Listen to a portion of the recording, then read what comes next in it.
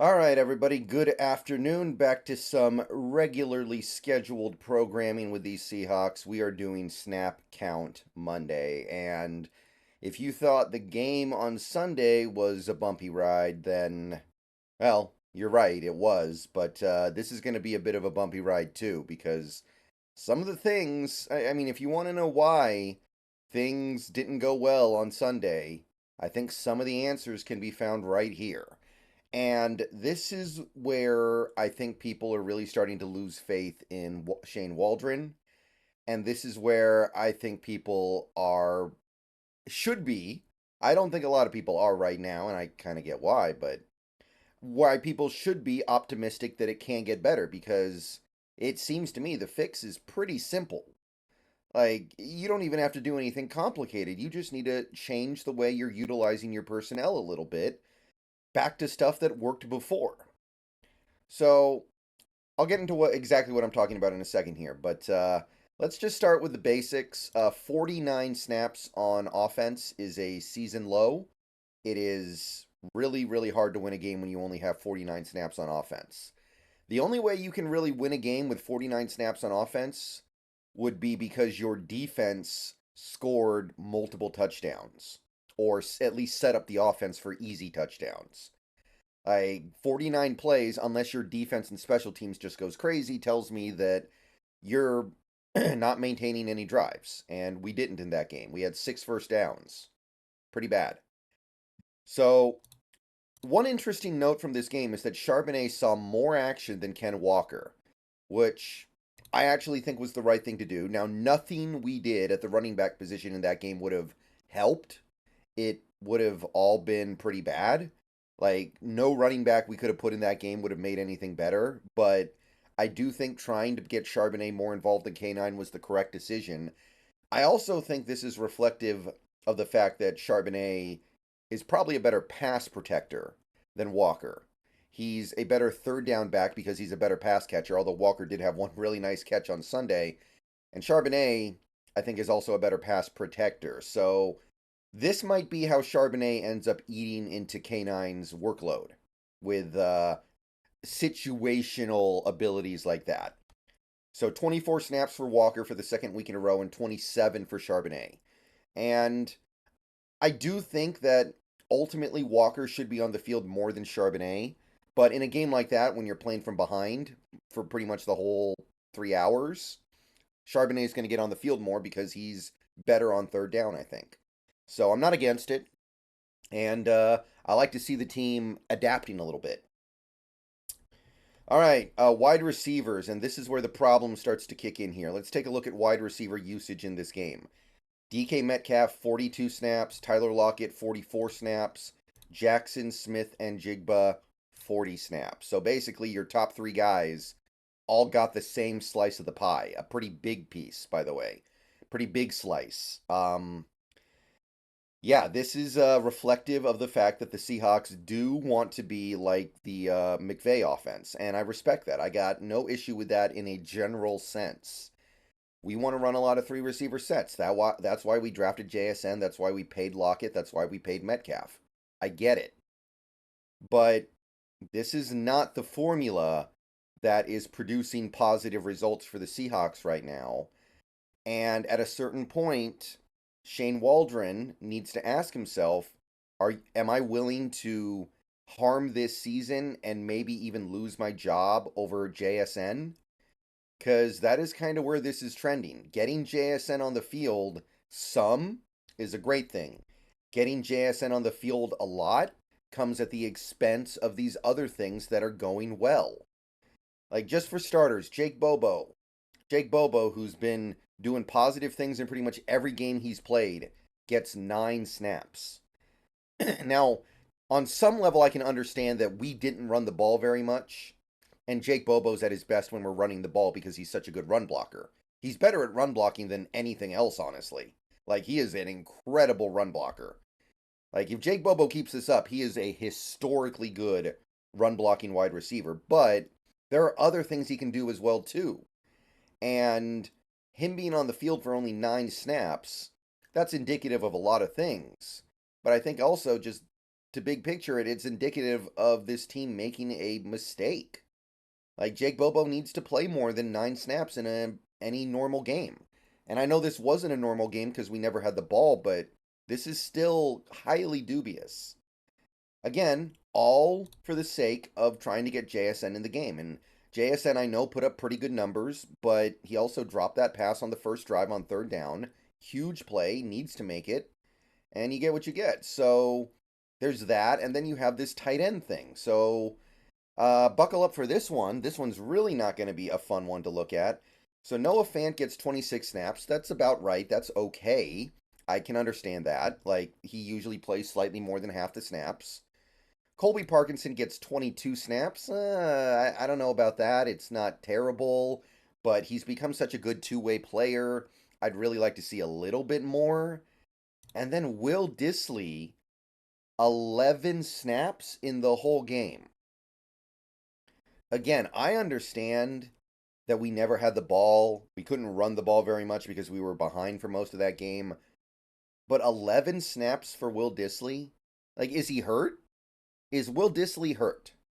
Because when he played earlier this year, he was an effective part of the passing attack, and he was blocking at an elite level. So, is he not fully recovered from the injury that kept him out in week 3?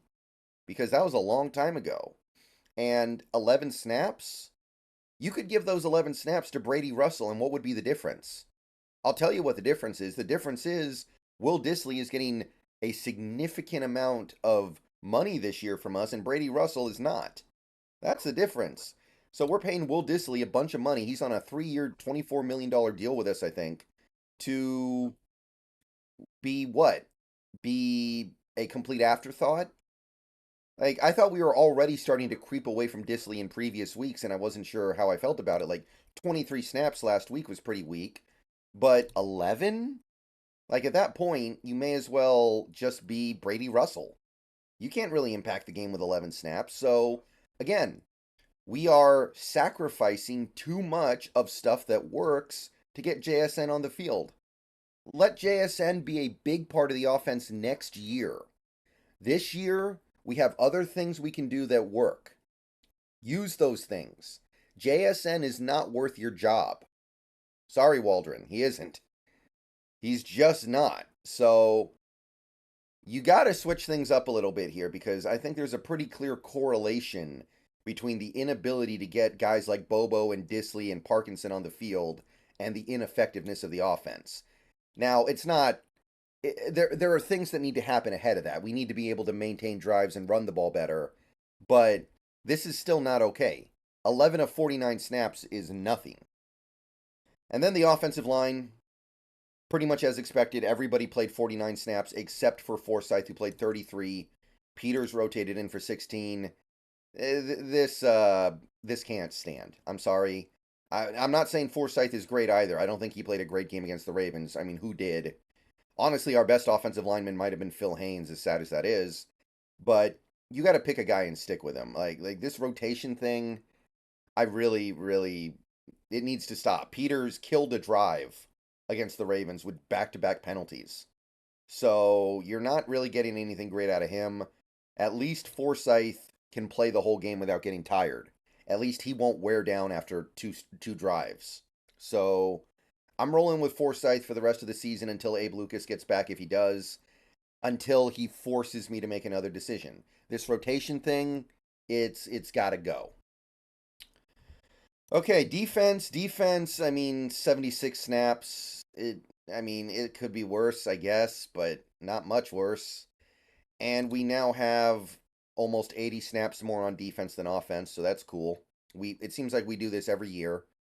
Different offensive coordinators, different quarterbacks, different receivers, running backs, offensive lines, defensive coordinators. We just can't get off the field. But yeah, 76 snaps. Draymond Jones got 36 of them. Jaron Reed got 48. And Leonard Williams, he's a new addition down here, got 41. So the rotation is not bad. Like, that's a pretty reasonable rotation on 76 snaps. It's just 76 snaps is too many. And by the way, if there's trying to find silver linings here, Leonard Williams, I thought, played well. I really do. I know the stats didn't necessarily reflect it. I do think Leonard Williams played a good game. Draymond Jones, not so much, though. He got beat up a little bit down there. Mario Edwards, 30 snaps. Cameron Young, 12 snaps. It's a good rotation on the defensive line. It's just only one guy played really all that well. Leonard. Maybe Mario Edwards. I don't want to dismiss what Mario's doing for us this year. It's been well worth the cost. Let's put it that way. Linebacker, we got Bobby Wagner for 65 snaps. I guess the benefit of getting blown out like that is that Bobby got to take a rest and miss 11 snaps. So that was nice. That was cool. I like that. I don't really like how we got there, though. Jordan Brooks, 54 snaps. So he actually got a decent amount of time off, which is interesting against the Ravens. But still plays most of the game. And you get to see the benefit of garbage time. You get 11 snaps of John Radigan, 8 snaps of Nick Bellore, 3 snaps of Drake Thomas. Devin Bush, by the way, was inactive. I don't know if he's battling an injury or he's really, really bad in practice. I don't know what's going on with Devin Bush, but it's weird to me that he's getting scratched over guys like Drake Thomas. Like, I think Devin Bush can play special teams. He did in the preseason. Just let him play special teams, man. So, nothing too bad there. Nothing too out of the ordinary there. Pretty much what you would come to expect. I guess Brooks missed a handful of snaps because he was hurt as well. That needs to be factored in. Edge rusher, interesting move here. Darrell Taylor leads the team in edge rusher snaps against the Ravens. Yeah, if there's anything on the defensive side that I don't like, it's that. That doesn't make any sense. Ravens are one of the best rushing teams in the league, and you're going to give almost 50 snaps to an edge rusher who cannot play the run? Like, how did this happen? We were behind the whole game. It's not like they were in must-pass situations. So, I understand we're in a bad situation right now because Uchenna Nwosu is hurt, but this ain't it. This is not it at all. And stop it. Boye Mafe got 42 snaps, and he was probably our best player in that game, by the way. Frank Clark had 38 snaps, so credit to him for eating up a decent chunk of the leftover snaps, I guess. He's just not that effective, but I'm not surprised by that. It just kind of is what it is. Hopefully, eventually, he'll start making some plays for us, but right now, I think it's good to just have him out there so we don't have to exhaust our better guys. Derek Hall, 25 snaps, and then he got hurt, which that could be really bad. We cannot afford to lose Derek Hall at this point. I know he's not the best player in the world yet. I know he has real problems, but I thought he actually made a couple of pretty good plays in this game. And more importantly, if he goes, then you're looking at Tyreek Smith or Levi Bell. And I don't think we want to see that. We've seen how bad it's gotten just losing Nwosu. I don't want to lose Derek Hall on top of that. There's a reason why Tyreek Smith and Levi Bell haven't gotten a chance yet. Not really, anyway. I know Tyreek Smith played a little bit in week 2. But yeah, this is the one thing on defense that confuses me. Cornerback, Witherspoon played every snap. Not a particularly great game for him, mostly just the missed tackles. Woolen didn't have a good game either, 65 snaps, so he came out for the final 11, aka garbage time. And we got to see 11 snaps of Mike Jackson, so that all adds up pretty well. Trey Brown gets 53 snaps, which that means he was on the field for most of the game, which is, again, kind of interesting how this breaks out sometimes, right? You would expect Julian Love to play more against a team like the Ravens, but Trey Brown actually ends up getting out there for a vast majority of those defensive snaps. And that's it for the cornerbacks. Safety, Quandre Diggs, 67 snaps. Jamal Adams, 65 snaps. So they both basically played until garbage time. Julian Love gets 30 snaps, so that's well under half. And you can see that Trey Brown and Julian Love, basically when one guy's on, the other guy's off most of the time. So it's kind of interesting that this would be a big Trey Brown game and not a big Julian Love game. That's not what I would have expected going in. But I do like that our team is adjusting to situations and circumstances. And Jarek Reed II got in for 9 snaps at the end of the game, which, hey, good to see. I like Jarek Reed. Good player. Deserves a little bit of burn right now. So that's about it. That's your snap count Monday. The defense, I'm mostly okay with what I see here, but this offense, man, like at a certain point, I'm going to say it again, you got to decide what you want, what you like better, Shane Waldron. Do you like JSN or do you like having a job? All right. I will see you guys later. Go Hawks. Probably another video coming later, but yeah, some stuff to work on, and it's pretty evident just looking at these charts.